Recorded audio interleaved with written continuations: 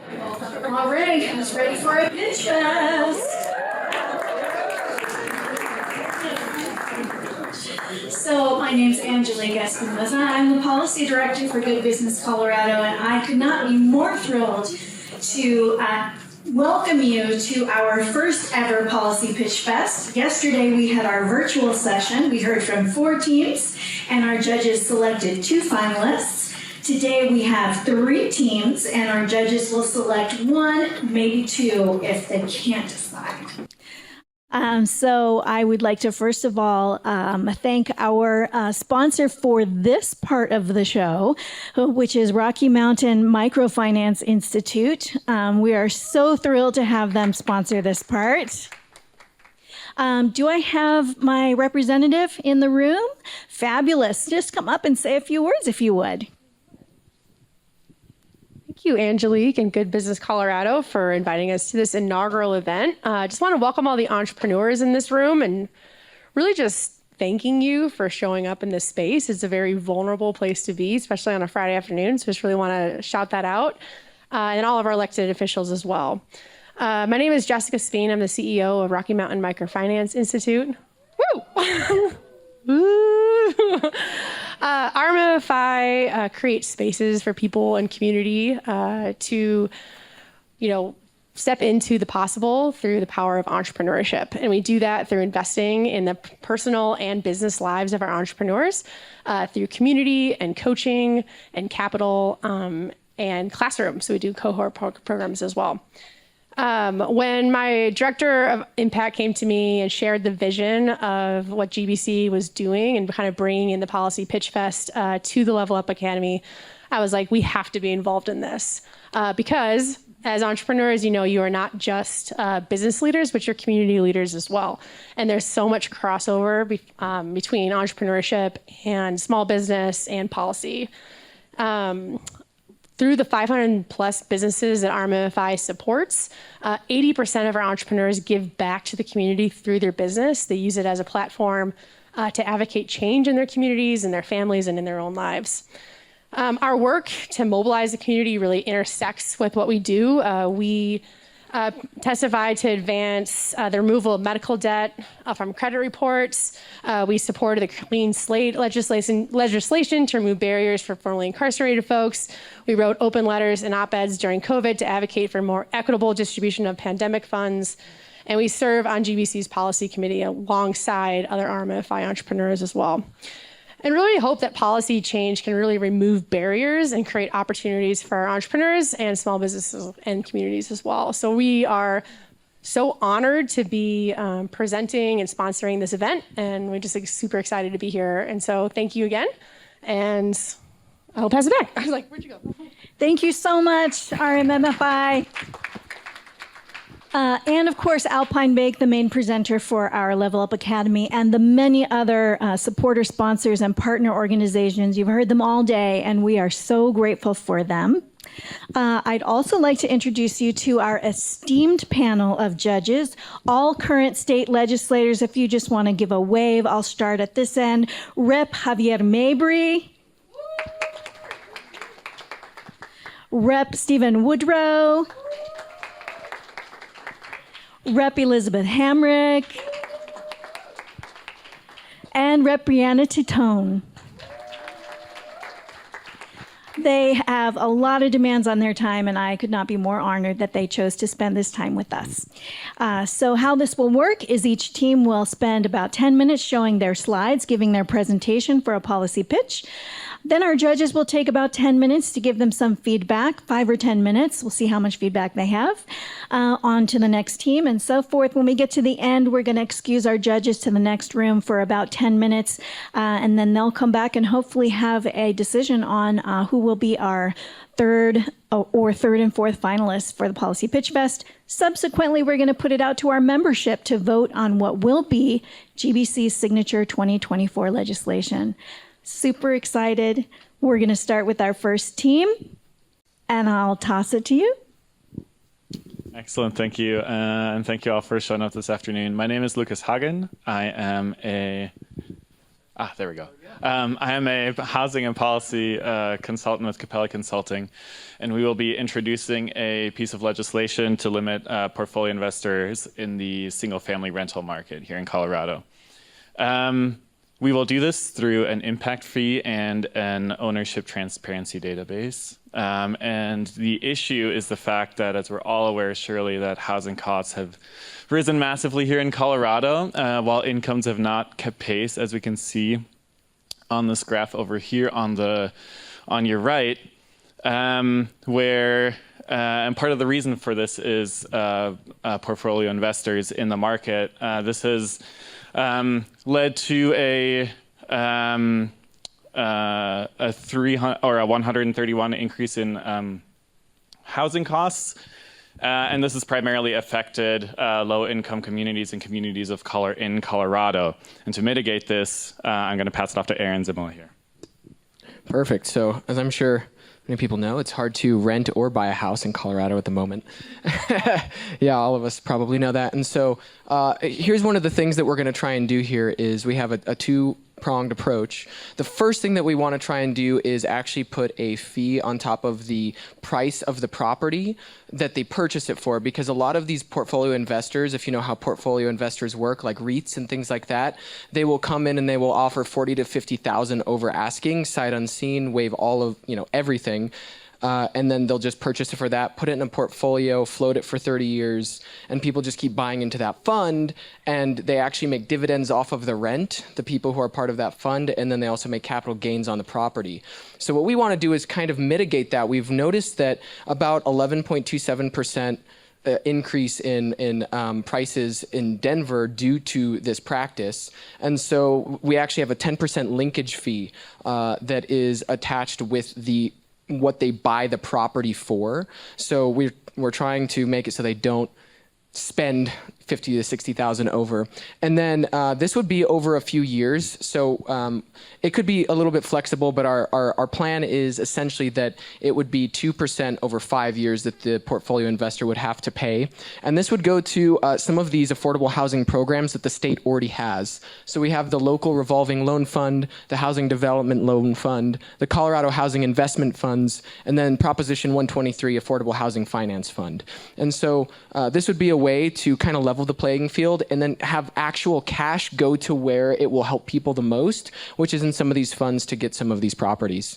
And the big thing is, again, residential homes, like single family residential is what we're going after, because the whole point of single family residential is for a family who lives in the area to actually be able to afford that home. And then we have the landlord transparency database. This is really important. It's really easy for a landlord to say, I need all of your information, please give it to me. And I need your credit score, I need your history of renting, and we know nothing about the landlords, the opposite direction, right? So what we want to do is create a database that would link a lot of the county information on the county level, and basically bring in information about maybe any legal standings with those entities, who actually owns it, if there's any litigation happening, or if there's anything in the court systems revolving around landlords. Also, the average time that somebody actually rents, the tenant is renting, so that the tenant actually has a little bit of power to say, this doesn't look right. There's all these problems that are happening with your properties. And so that's basically what we would do. We're trying to just disincentivize these huge portfolio investors, many who aren't even in our state. A lot of them are from out of the state, Vanguard and other large, huge investment companies coming in. And so this empowers people to know exactly who owns the property and what they're doing with those properties. I'm going to pass it to Jervis now. Thank you. We all want to know what's going to be the impact of a program like this. And at the current pace of portfolio purchases, by the way, we're defining a portfolio investor as a foreign investor. Most of those are sovereign funds, or any investor that owns 100 or more single family properties. So we're talking about very large players in the market. The estimated annual revenue from this program would be about $1.1 billion, which is enough for almost 3,000 homes at the average home building price of $392,200.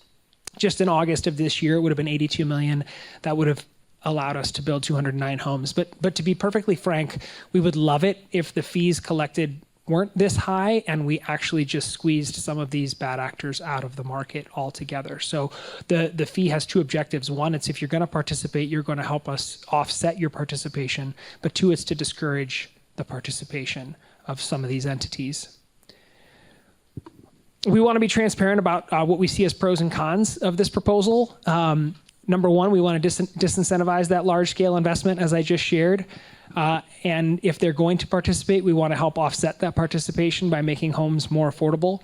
This impacts both the purchase and the rental market. That's really important in a lot of these neighborhoods where portfolio investment is occurring.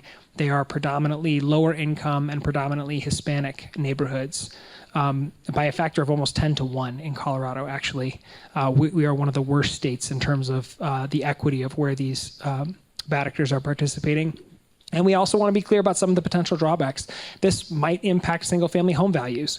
We might start to see single-family home prices not go up as fast as they are, and if you already own a home, you might not love that. It does not address the properties that are currently owned by portfolio investors, and as we scoured for data, we really realized that we're missing a lot of the pieces to this puzzle still. And actually the state, I believe, has passed a bill to do some of its own research on this to get deeper into this issue, but there is more to know. Thank you so much for your attention, and we'd love to field any questions or hear any feedback. Oh.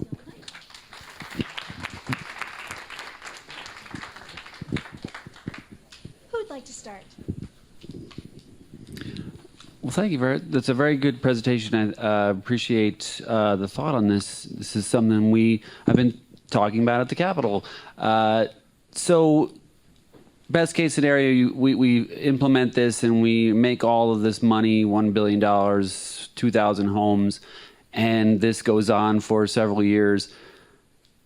When I think about the future of Colorado and how much water we have and the impact on the environment for single-family homes, is this something that would be sustainable to just build more single-family homes for people in a more affordable way? Or do you have a feeling that this could be changed to a different kind of a program where this money would be used in a different way? And what way might that be? That mic can probably be turned on. The gentleman in the back, I think, is going to help us with that. Check, check, check. Testing. Oh, wow. Okay, there it is. Lucas, did you have? I was going to say, yeah, so this legislation is designed to be a stepping stone for further protections, because this is such a big issue and because there's still such a dearth of knowledge about how to best regulate this aspect of affordable housing, that we designed this specifically to be flexible. So the revenue, the destinations we listed for the funding on the slide up there are more as a starting point, but then as the need for funding in different areas of the housing market shifts, that funding is flexible. So it's really intended to go where it's most needed and most impactful. Really impressed with your presentation. Are there any other states that have any kind of policies like this? There really aren't. It's just beginning to get started, to my knowledge, and so we didn't have a whole lot of case studies to work off of, which was the first step of our research. We're also talking about a problem that really took off post Great Recession. This wasn't really a big issue prior to the Great Recession, and then had another spike post-pandemic. So these investors are waiting for moments where our market is most vulnerable, and that's when they're coming in and taking advantage of housing prices. So it's a relatively new phenomenon.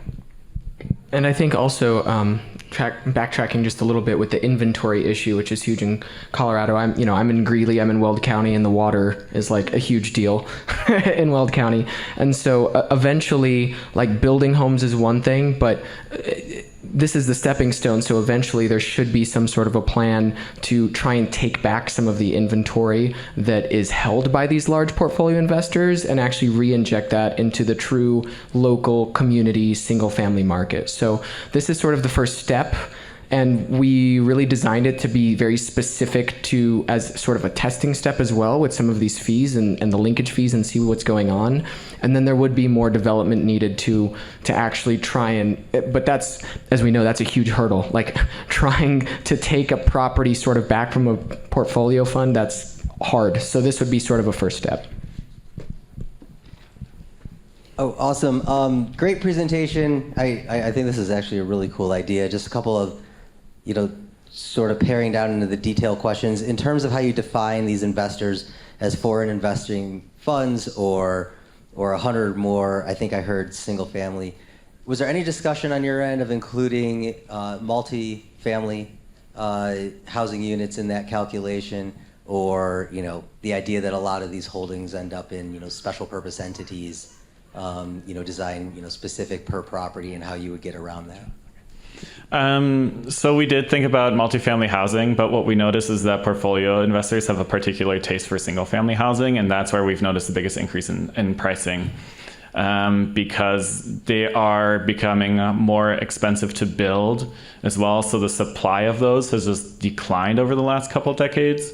And so that is where portfolio investors are able to, for one, gain market power really quickly, and then also squeeze families because single family homes are still really desirable despite them being out of the price range for a lot of folks. And so they'll rent them if they can't buy them. I think also that we want to talk about empowering the community to build wealth for themselves. And through single family residential properties, that's actually the number one way that somebody can build sustainable wealth for themselves and their families. And so that's kind of where economically we wanted to go that route first, because it will have the biggest impact not only on the market in general, but it will empower the families to actually do a lot better. Last thing I'd say is you all are smarter politically than we are, but part of the effort here was to make it a politically attractive bill. And so I actually spoke with some conservative lawmakers, and they said immediately, we would love to prevent foreign investors from participating in the Colorado market. We're not sure 100 is the right number for large investors, but it's really difficult to say someone that owns 100 homes isn't a large investor. So we're trying to make it politically attractive as well. Thank you for the presentation and for focusing on housing. I think this is one of the biggest issues impacting our community. All of us hear about it all the time, and we work on this issue a lot. And so I appreciate you focusing on this. I am curious what you all thought about the issues that are posed by the LLC structure in this country. Number one being it is actually quite hard sometimes to track who actually owns something in this country. And the second thing is, and this is like something that comes up in the legislature when we're talking about regulating mom and pop landlords versus regulating the big landlords, is it's quite easy to break up your LLC. And so maybe you own 150 properties, you can split into 2 LLCs and then you wouldn't be covered under this. So did you guys consider that, and what solutions do you have for those issues? So yeah, we did sort of consider that. Piercing the veil, as they call it, is pretty difficult. Part of what we wanted to do is the database is really important with that, because as you have a database that hopefully has all of the county records, you will start to find patterns, right? That part of the reason that it's so hard to track down is there's not like a single source of like, these people are connected here. So through the transparency database, the way that we envision it is we will be able to find patterns of, this name came up here and here and here and here and here, and they might still split it, but once the database is, and it's kind of rudimentary right now, but once the database is in a point in which we can start to track that, then over time you will start to see, yeah, that LLC split up now. And so that's part of what that transparency database is. And we know that'll be hard. We know it'll be very difficult because Vanguard, these huge companies have, mountains of attorneys who are great at hiding things in paperwork, honestly. And so part of it is that we just want to be able to find patterns and start to track those patterns in that transparency database. And then, we're always open to suggestions as well of how that can be better tracked and how we can actually hold those entities accountable for that. Because, yeah, as we know, when you've got a team of 30 attorneys who are like, well, if we file this and file that and file this and file that, then nobody knows. And so that's really, that transparency database is really important there.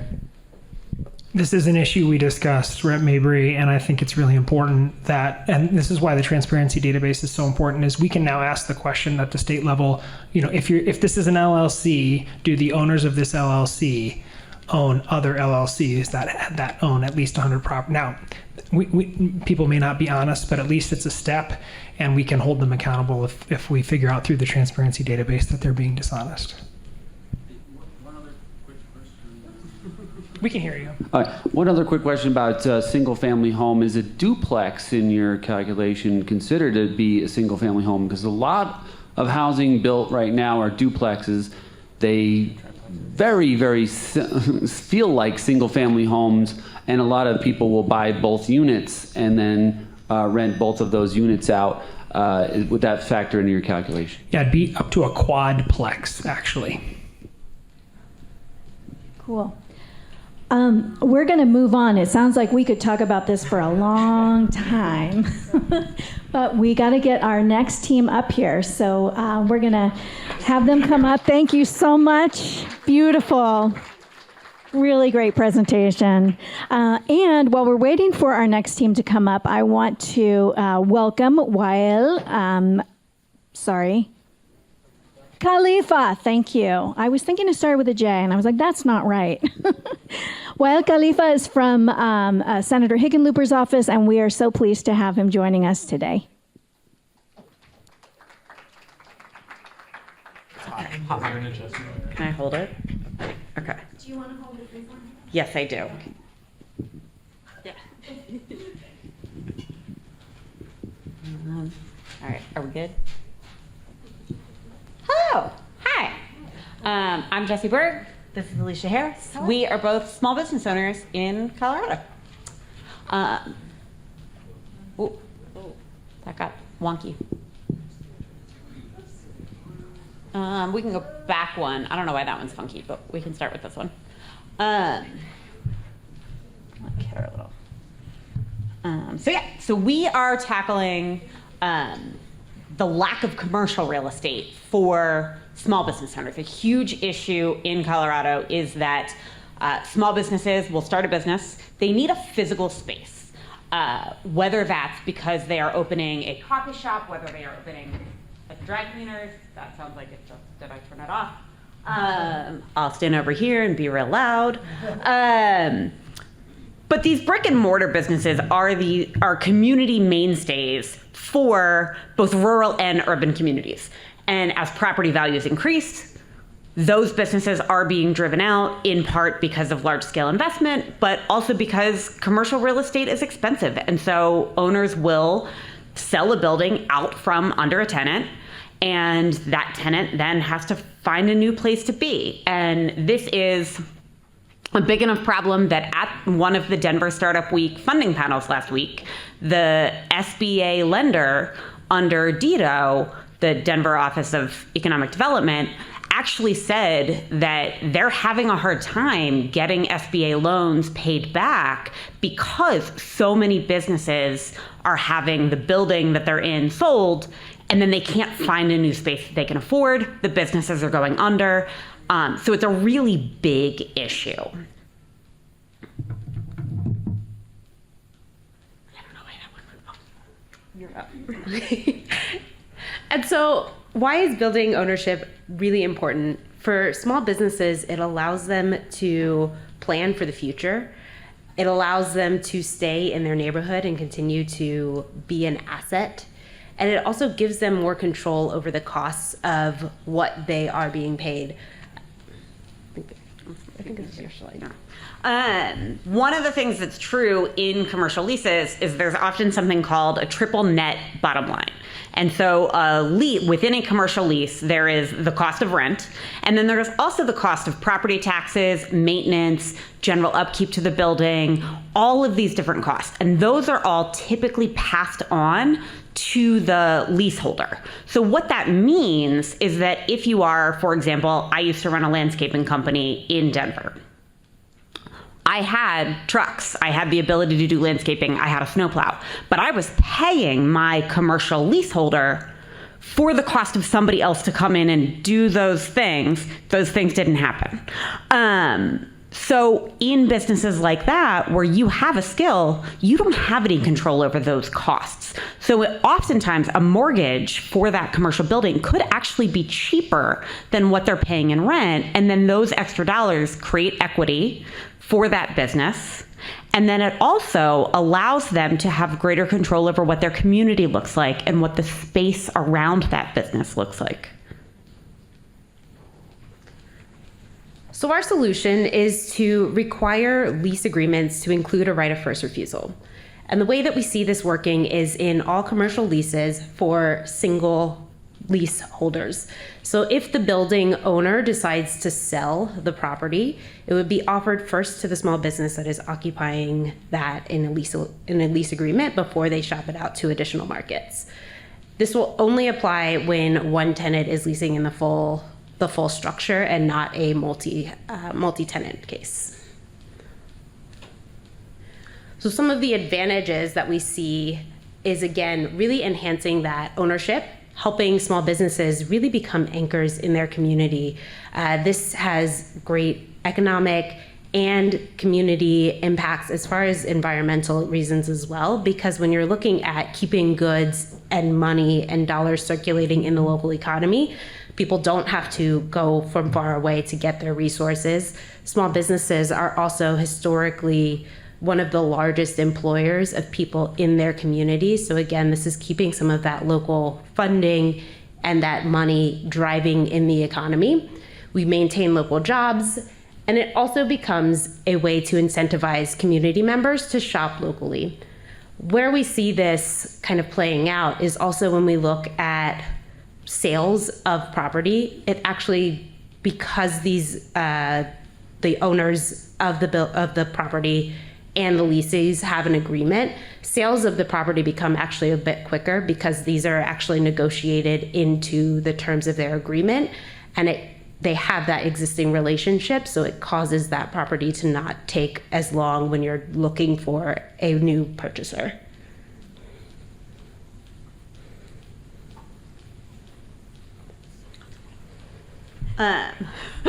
So in terms of the actual implementation, again, we're looking at only buildings or properties where one person or one business is leasing that entire thing.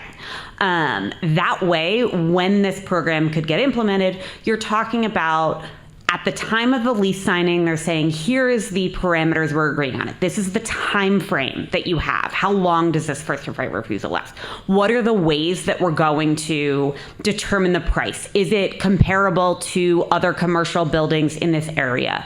Is it a pre-negotiated rate? Is it related to the cost of rent? So there are a couple of different ways that could operate, and there are some case studies in different ways that those have been implemented in other areas.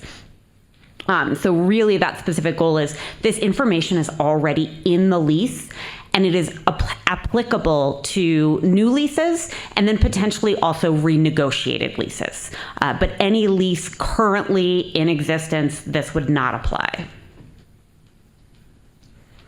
And so where we see this used today is in the agricultural sector. So when you think of, for example, a family farm, this farm has been in the family for generations, and as kids in the next generation have been growing up, go to college, they come back and they don't necessarily want to continue in that family business.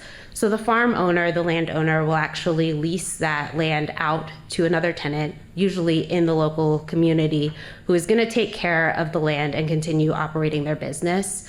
When it comes time to sell as generations pass, this owner of the farm, because they have an existing relationship with someone that is already leasing their property, offers the property to that leaser first. before shopping that out to the larger market. And again, because they have this existing relationship and they've negotiated the terms, it is a lot easier to make that sale and ensure that that property stays in good hands and continues supporting a local small business. So, where are we going to fund this from? Right? There are some really cool ways that people are already funding it. There are SBA loans, there are community reinvestment dollars, there are local banks. So all of the ways that people are currently buying buildings and currently getting funding for commercial lease or commercial ownership, that can all be applicable. And then one other way that funding for this can happen is potentially a state revolving loan fund of similar to the work that CHAFA does around first-time homebuyership. CHAFA already has a program around first-time commercial building ownership, and that gets paired with some gap loan funding often. So there are a lot of models around how we would get new businesses to be able to buy a building, even if they have never bought a building before. Yeah, I would agree. And I would also say that one of the other common problems that when we look at small businesses being able to afford buildings, the common factor is that a lot of people will say that it's impossible because the small business doesn't have that funding. But again, when we look at what small businesses are being asked to pay for in their rental agreements, where they're getting all of those additional fees passed on, being able to actually own their building will allow them to pay less, so they already have proven that they can pay those higher costs. Questions?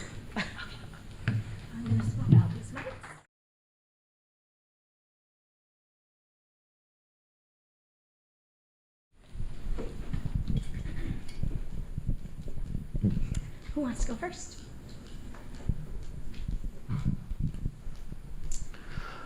Thank you for that presentation. I have actually heard this from business owners that when they own their own space, it does help them scale up. So I appreciate the proposal and great job on the presentation. A question I have is whether you considered instances where the lease between the business owner and the property owner expires before the right of first refusal would come into place, right? And so, I could imagine a situation where a property owner would not want to be bound by the right of first refusal, and so they just wait it out. They wait until the lease terms expired before they actually go on and sell the property.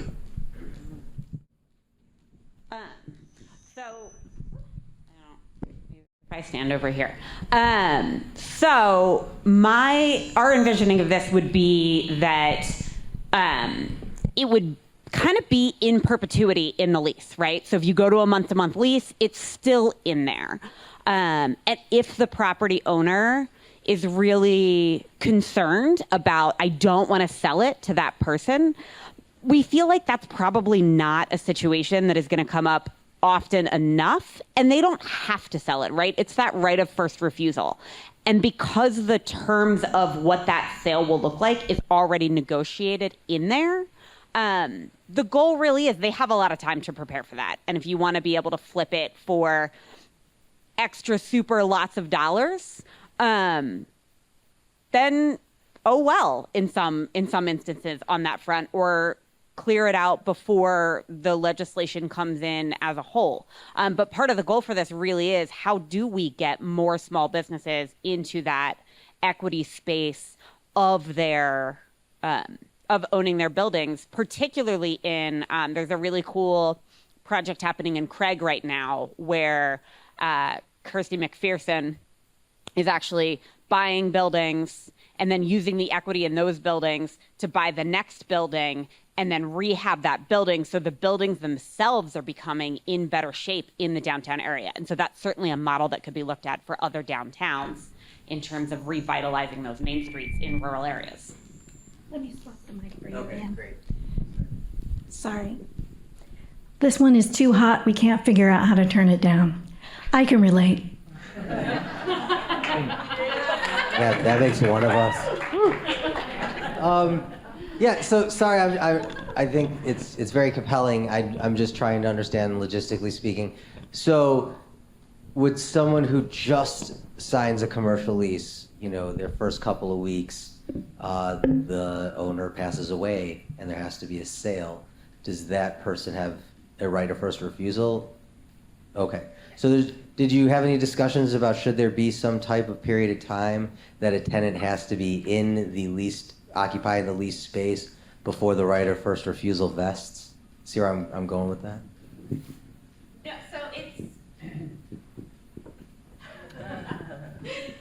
so it's actually going to be embedded forever in the lease, and it applies to all new leases, all renegotiated leases, not necessarily anything that you need to be in the building for a certain amount of time, but certainly if your lease renewal is coming up, you can renegotiate that. Again, because this is a lease negotiation, it's between the two parties, so they're entering this agreement willingly.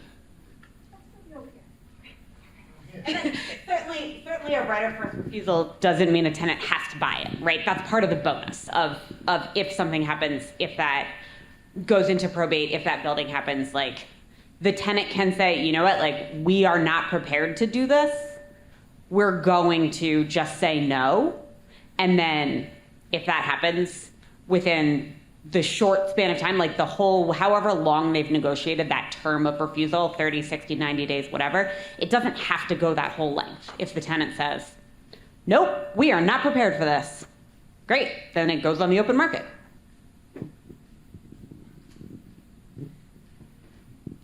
All right, I'm going to give you a hypothetical. So, little Main Street, and there's this one building on the Main Street that, the owner doesn't want to sell. They want to keep it as a small business for someone, and someone wants to redevelop the whole thing and gentrify everything, but there's one holdout that doesn't want to sell. They have a shell company. Someone goes in there, rents the property out, and then there's a sale, and trying to find a back channel into something to obtain the property that somebody wants to get in a roundabout way. Any thoughts on that scenario, or is that completely ridiculous? I mean, I think certainly, especially as you're looking at, so in your scenario, you're saying this shell lessee is like from the parent company that is kind of gentrifying and wants to come in and lease. I think certainly that small business owner who owns that building has control over who they're entering the lease into. I definitely can see that being a potential problem, but at the end of the day, that business owner can decide whether or not they want to, in the first place, lease that building out before we get into that scenario. Other questions? Thoughts? Input? All right. Thank you so much.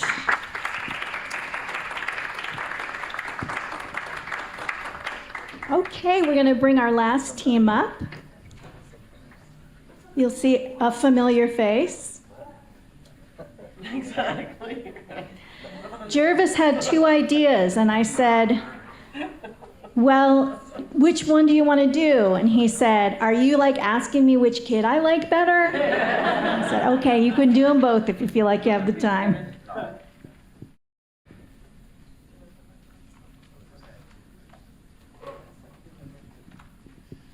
Okay, so today we are going to talk about equity sharing within businesses. My name is Meghan Lape. This is Jervis DiCicco. I knew I was going to get it wrong, so sorry. But DiCicco. Yes, so we'll go ahead and start. Equity sharing. So equity sharing is, it matters to all of us, right? So we have small businesses that, we have almost 700,000 small businesses in Colorado. Most of them these businesses are actually small businesses. So we have more than that, but those are the small businesses that are located here. And they employ 1.2 million workers, which is almost exactly half of all of the private workforce in Colorado. Of those, 16,500 small businesses will exit and put over $225 billion in economic output. To put that in perspective, that is $7,000 per second. right, that this economic activity is generating. And so, you'll have to forgive me. I've already forgotten everything I was going to say.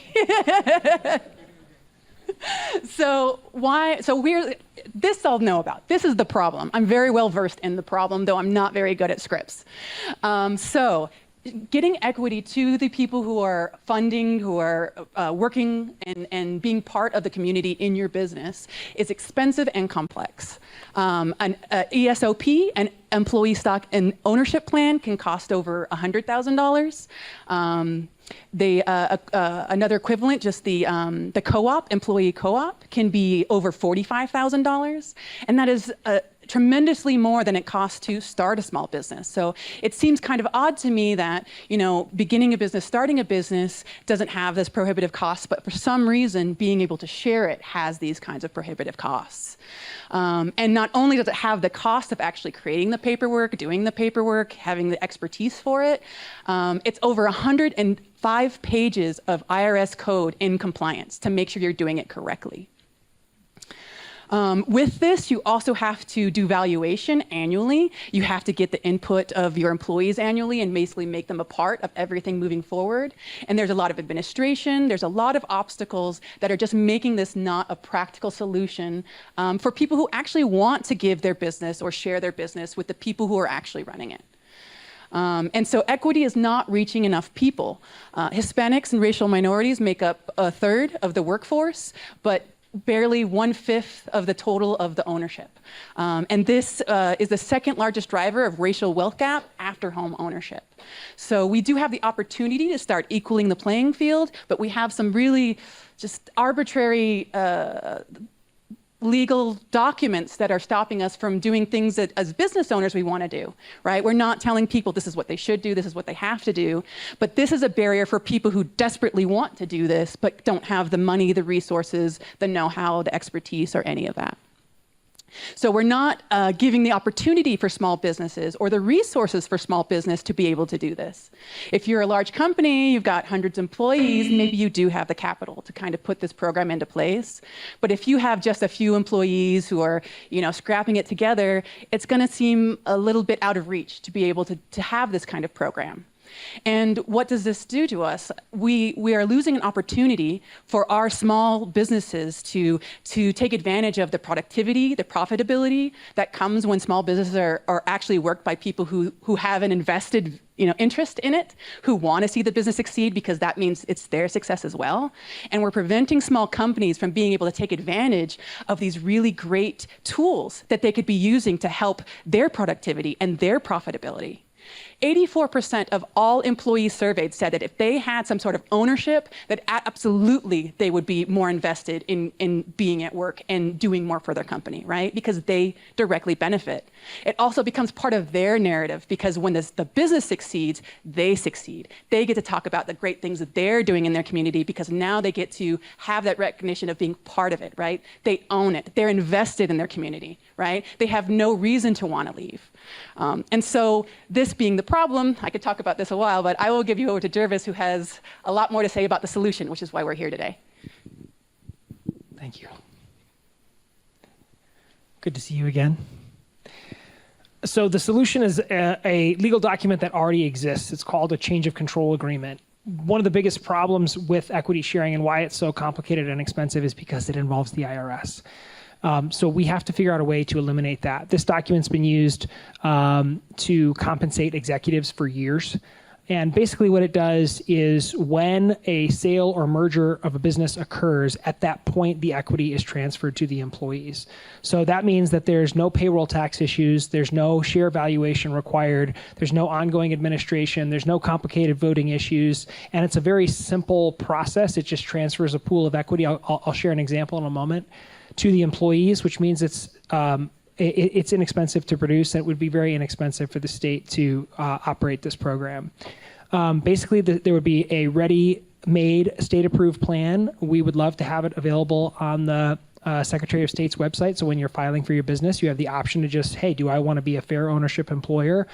It would be a nominal fee to adopt this plan. you would get a designation like a fair ownership employer, and there'd be a state tax deduction up to a certain amount for the employer and the employees participating in the program.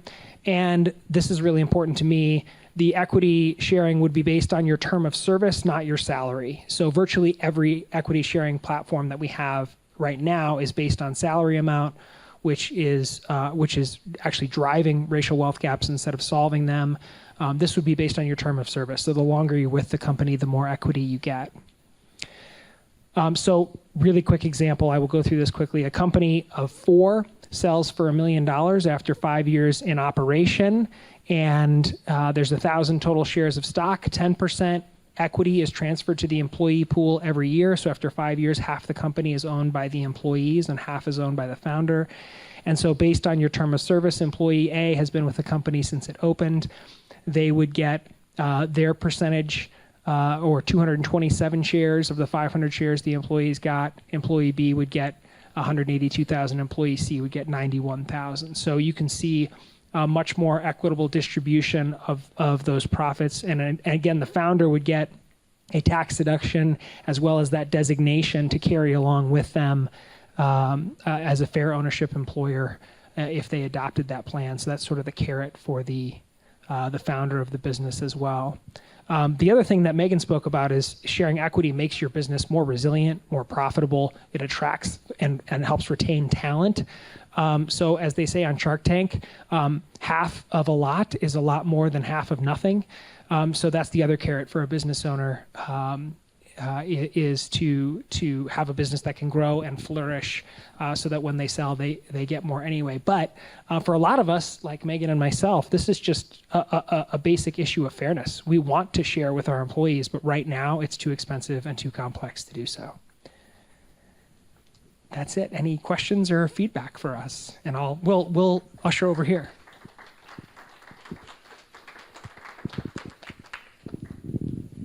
All right, I'm going to give you another hypothetical situation because I'm good at coming up with crazy ideas. For example, let's just say you have three software developers in an office space that they own, and the fourth person is just like the person who takes care of the building and cleans the building and does the maintenance on the building. The 3 software developers are basically doing everything that makes the company money. And you see where I'm going with this. But maybe the 2 software developers came 1 year and the guy who takes care of the building's been there from day one.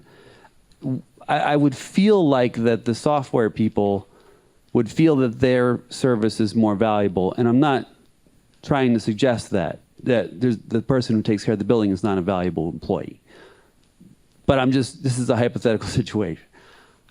How would that be handled in this situation? Because maybe that the maintenance guy doesn't really contribute to the business as much as the people selling the software do, and that they would be getting less share of that business. So this is just a hypothetical, so go ahead and give me your explanation. I love that hypothetical. Yes. Explain it to me, Yeah. even I want it. Yeah. So frontline employees make business possible, right? First of all, that person would have to have been an employee. So if it was, as most cleaning companies are, if it was a contractor or something, they wouldn't be included at all. But let's assume they are. They're making it possible for the software developers to do their work. No one's forcing any business to adopt this equity sharing plan. And if you don't like it, you can go pay an attorney a crap ton of money to do it the way you want to do it. And good for you. But for the business owners that just want to do right by everybody, we feel like this is more than fair. I'd like to add something. So this is Jervis's idea, and the first time he said it was based on time and not based on salary or position, my gut reaction was, that doesn't seem fair, right? That's I worked in finance a long time, but here's the thing is, this model is recognizing that everybody's time is infinitely valuable on an equal level, regardless if you're an accountant or cleaning the floor or whatever it is, right? And it's actually making everyone equal that way. And just because you're doing a service that society values differently doesn't mean that your time that you're putting, because it's the same amount of seconds and minutes, isn't valuable. And if it wasn't valuable, why are we asking you to be part of us, right? And so I really, as much as and I still feel emotional when it's I'm not sure if it's fair, but I really love it being based on time and making it so everyone's time is equally valuable. And I think there's something really beautiful about that. I love the optional nature of it and the designation that the company would get, so people that support things like this could support the business. So the workers that sort of are given these stake in the company, would they receive profits along the way, or would they have to wait for the business to be sold? Yeah, unfortunately, they wouldn't. They would have to wait for the business to be sold. So what makes this so challenging, and we could have a long conversation about this, is income tax is a really bad way to tax people, period. And it creates all kinds of problems like this. So I don't want to go down that road right now, but there's no way to avoid the IRS, which is what makes it expensive and complex, unless you don't transfer ownership until the point of sale. So great question. I wish there was a way to make that easier, but the second you start to profit share, there has to be ongoing valuation, there has to be ongoing compliance, there has to be payroll tax associated with that. So now people are getting paid for value they may not yet be receiving. It's very frustrating for all parties. And that's why there's only 145 employee-owned companies in Colorado, 700,000 small businesses, 145 employee-owned. So we all agree it's a good idea, but it's so inaccessible, it's not happening. Put that number in perspective. So that 145 number, to put that in perspective, if you multiply that number by 5,000, you will represent 1% of the small businesses in Colorado. Awesome presentation. Couple of questions. If a change of control agreement is already legal, have any small businesses been using this? And then two, is a legislative fix needed? Or what are you looking for? Is it a model agreement posted on the SOS website coupled with some type of public education campaign? Yeah. Just help me understand what you're looking for. Great question. Change of control, the short answer is yes, we have a change of control agreement, okay? It's still really expensive.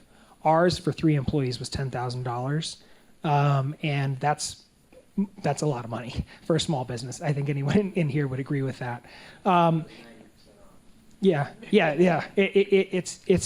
It's also imperfect. You still have to talk to an attorney. Your attorney's gonna, are you an attorney? Yeah. You still have to talk to an attorney. You're hoping that it gets put together the right way. You're hoping that you can trust that person. They're not going to call you every year and ask for an updated document. And so now you're navigating a system. So getting back to equity issues, the second you get into creating a document like this, it starts to feel very complex and intimidating, and is going to exclude a lot of people right off the bat just for that reason. So change of control agreements are not really used like this right now, though. They're used to lock a CEO, to put golden handcuffs on a CEO of a bank, for example. When they know a merger's coming, well, they might want to leave because they know that when the merger happens, they're going to lose their job. So attorneys use this tool to put golden handcuffs on highly compensated executives. And what we're saying is, hey, let's use this great tool to compensate everybody. Great presentation. I thought it was really clear and concise, and I appreciate that. There was one issue that I wanted some clarity on. You had mentioned that in the model change of control agreement, that there would be a provision where 10% of the ownership pool, or 10% of the business would go into the collective ownership pool, and then you have it scaled out on that chart over there. Can you explain a little bit more to me about how that would work? Does it reach a point where the original owner might be only at 7%, even if the original pool is even if the pool of employees is only like 5 or 6? Yeah, great question. We would propose capping the employee pool at 50, but also creating a floor of 30. So if the business starts and in the first year it ends up selling, the employees would get 30%, even though it had only been, the document had only been in place for a year. So yeah, great question. Great, thanks. Yeah. Anything else? Thank you so much. Thank you. Awesome job. Okay. So now we're going to have our judges pop into another room. Dale, do you think you could escort them into a conferring room? And while they're doing that, I'm going to bring Deborah up to make some comments to close out the conference. Thank our sponsors, all the things. Thank you. Give you important information.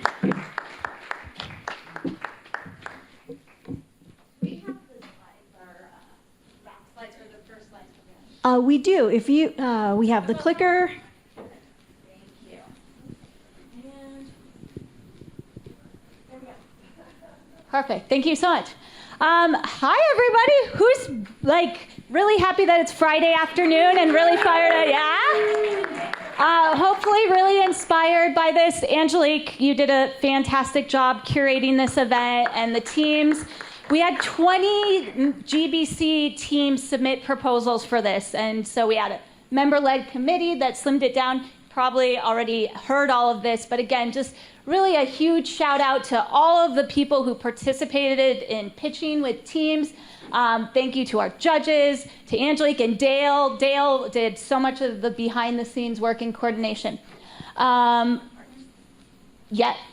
yet. Well, so first our sponsors. So the Level Up Academy. This is the first time GBC's ever done this. Yeah. And it seriously wouldn't have been possible without our sponsors. So Alpine Bank, the Colorado Startup Loan Fund, B-Side Capital, ARC Thrift Stores, Connect for Health Colorado, and Michael's Energy.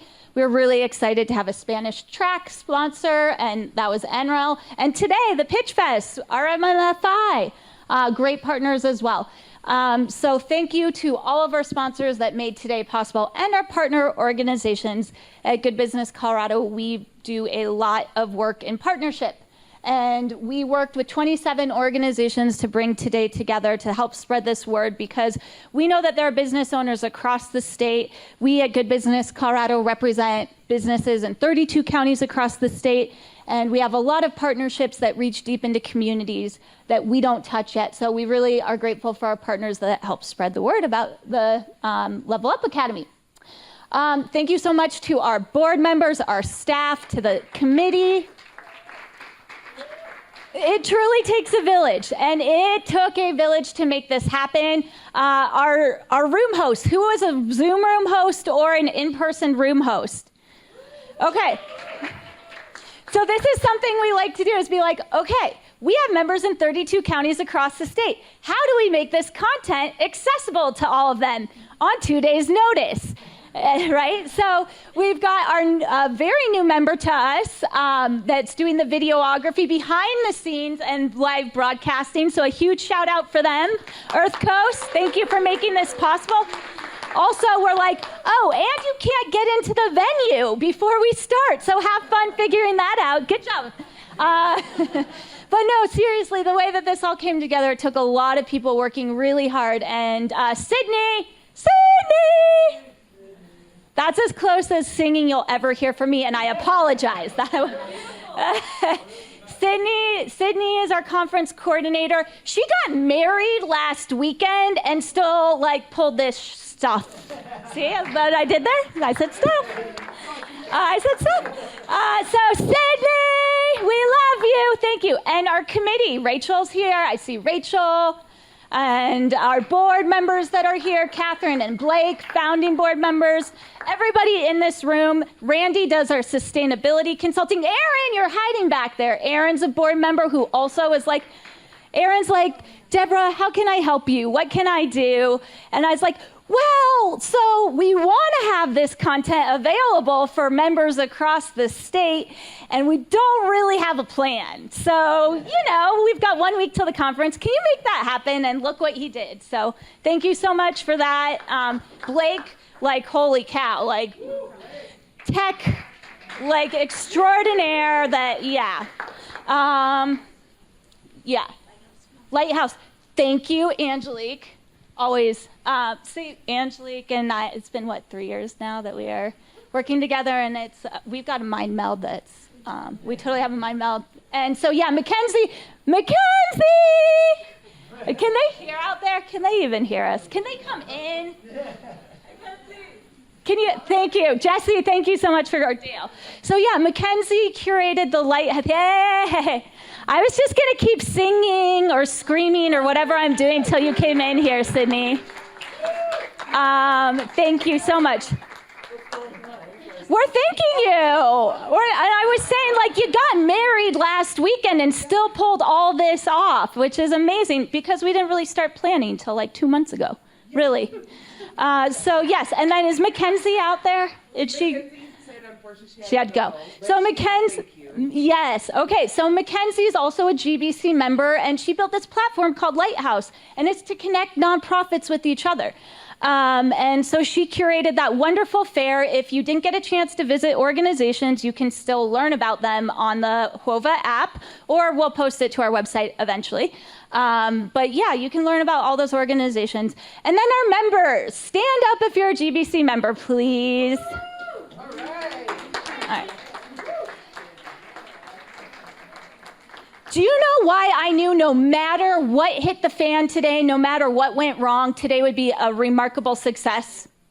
It's you all. It's the people. It is the people in the Good Business community. Good Business Colorado community are magic. And when we connect together, we do incredible things. I would love to know about what comes out of that. So we have a survey. Is this one? Do we have? I think it's on this one. I think I put it on there. Can I put it? Uh-oh. I don't think I have. Okay. No worries. Well, anyhow, so there's a survey, and if everyone can take it, we want to hear about the good, the bad, the ugly, because who thinks we should do this again? Should we do it again? Okay. So give us some good constructive feedback, you know, the sandwich thing, 2 nice things with a little thing we could do better in between. But seriously, no, GBC is a learning organization, and we take that really seriously. So give us feedback for how we can do better next year. And tell us the connections you've made, because some remarkable GBC babies are born, and we want to like track them down their lifeline as they take shape and they turn into new projects and initiatives that change lives and make the planet and Colorado a better place. So tell us the type of connections you made and how you're going to collaborate, and remind us of those as you continue to grow your businesses. We want to help you be part of that success, and we want to make sure we find out about like how we can do better. They're still deliberating. I feel like I've said everything I could say. Who else? No. Don't tempt me. Angelique actually could sing. She could. Sydney's coming back with that QR code. So she's going to pass those around, take a picture, go there, give us your sandwiched remarks, because we want to hear them, and we're very excited to see what we can do for next year. So our judges are still deliberating, and I would say, you know, if you want to stick around and find out who is our last finalist, we would love for you to do that. But I also don't want to keep you here on false pretenses. Lindsay? We have 2 finalists from yesterday, so if you were able to watch the virtual pitch fest from yesterday, we had 2 finalists that were chosen. One was local foods for local restaurants, and Jared is our representative from that team today. The other members of the team are in far-flung areas of Colorado. That's why they were virtual. And the other winner from yesterday was small business taxation equity. That was primarily with our partner, the Colfax Coalition, East Colfax Coalition. So we're very excited for that. And here come our judges. And the jury returns. Okay. I know. I will say that we are going to do our best to place all the ideas with organizations that might be interested, or legislators that might be interested in moving them forward. So we're hoping that we get a lot of things happening in the legislature. So who wants to deliver the news? Okay, first, a round of applause for all three pitches. It was amazing. This was, I think I do speak for all of us when I say that this was very informative on these issues, and we've learned a lot. And quality-wise, you all were far better than a lot of what we get at the Capitol. So thank you. Just from the initial concepts to the research to the presentation, it was all very well done. So please understand that when we went back in the room after screaming and yelling at each other and fighting fiercely, we want you to know that if we could, we would just have this be a tie because you were all amazing. If we did have to pick a winner, which there's a bright light on me, and apparently I have to, and we have to do that. We're going to go with the first presentation. So congratulations to the housing group. It was so close and so difficult. Really what it came down to is we think that this idea is just a little more further along and more feasible at a stage where we could see ourselves having this type of legislation coming for a vote this session. I mean, otherwise, you all did a phenomenal job educating us, doing the research, putting the slides together. The delivery was fantastic. I could see why you're all tremendously successful. And so thank you for having us here. Thanks for allowing us to be part of it. Anyone else want to comment? Okay, that's it. That's let me. Thank you so much. Appreciate you. And a big round of applause for our celebrity judges who stuck with us through it. So much thanks. Yay! Not only that, but for all the hard work that they do not get paid very much to do. So it is truly, truly an act of public service, and I applaud you with my heart.